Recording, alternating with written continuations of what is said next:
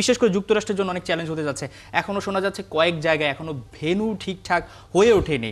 এখানে যে দর্শকের ব্যাপারটা একটু বললেন, ধরেন দর্শক তো যদি এক জায়গা থেকে আরেক জায়গায় যেতে চায় তাদের দিকটাও মাথায় রাখতে হবে, কারণ বড় একটা আয়ের জায়গা হচ্ছে দর্শক। টিকিট বিক্রিটা রয়েছে, এয়ারপোর্ট রয়েছে, হোটেলের ব্যাপার স্যাপার রয়েছে। কাতারে আমরা দেখতে পেয়েছিলাম হোটেলে প্রচুর এক্সপেন্সিভ একটা ব্যাপার থাকে।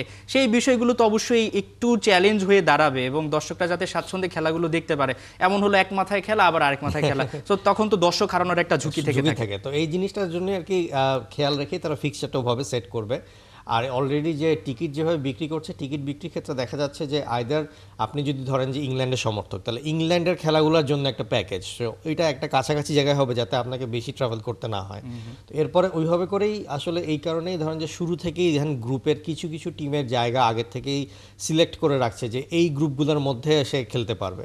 তো এটা এক ধরনের আমি বলবো যে প্রোগ্রেসিভ চিন্তা, কারণ এখানে অনেক টিমই থাকবে, সো সবার জন্য চিন্তা করতে হবে।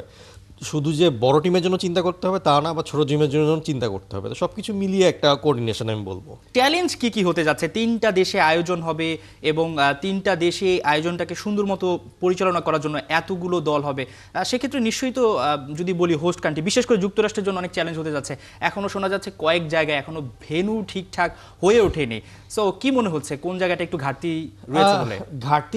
ঘাটতি থেকে বড় জিনিসটা যে একটু কষ্টকর হবে কোঅর্ডিনেশন, কারণ তিনটা দেশ মিলাই হচ্ছে, এটা কিনা খুবই একটা ইন্টারেস্টিং একটা ফ্যাক্ট। তার কারণ হচ্ছে যে আপনার দূরত্ব যদি বলি তাহলে কোনো কোনো জায়গায় কিন্তু ওয়েদারেরও একটা ডিফারেন্স থাকবে। কোনো কোনো দল হয়তো একবার ঠান্ডা ওয়েদারে খেলবে, আবার একসময় গরম ওয়েদারে খেলবে, তো এরকম একটা ডিফারেন্ট ব্যাপার থাকবে।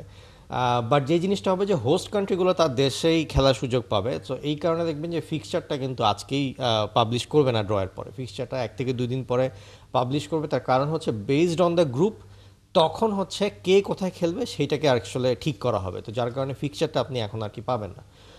তো যে জিনিসটা হবে যে ওই জিওগ্রাফিক্যালি যেই গ্রুপগুলোকে একসাথে রাখা যায় এবং সেভাবে করে কন্ট্রোল করা যায়, সেভাবে করে আর কি খেলাগুলো ওই ফিক্সচারের ওই গ্রুপের ওভাবে করে ফেলবে, যাতে এখানে ট্রাভেল টাইমটাও আর কি কম হয়। কারণ সবগুলো ট্রাভেল টাইমও আপনাকে দেখতে হবে, কারণ একটা টিম যদি দেখা গেল যে অনেক ট্রাভেল করছে কিন্তু আরেকটা টিম ট্রাভেল করছে না, তো এইটার মধ্যে একটা সামঞ্জস্য থাকে না। তো এরকম অনেক ক্যালকুলেশন আছে যেগুলো কিন্তু একবার হবে।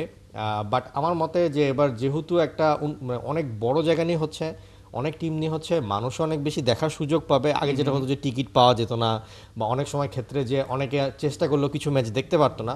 তো এবার একটু ধরনটা ডিফারেন্ট হবে যে সবাই নিজের ইচ্ছা মতন একটা গ্রুপ সিলেক্ট করে সেই গ্রুপে খেলা দেখবে এবং এরপরে নকআউট দেখবে।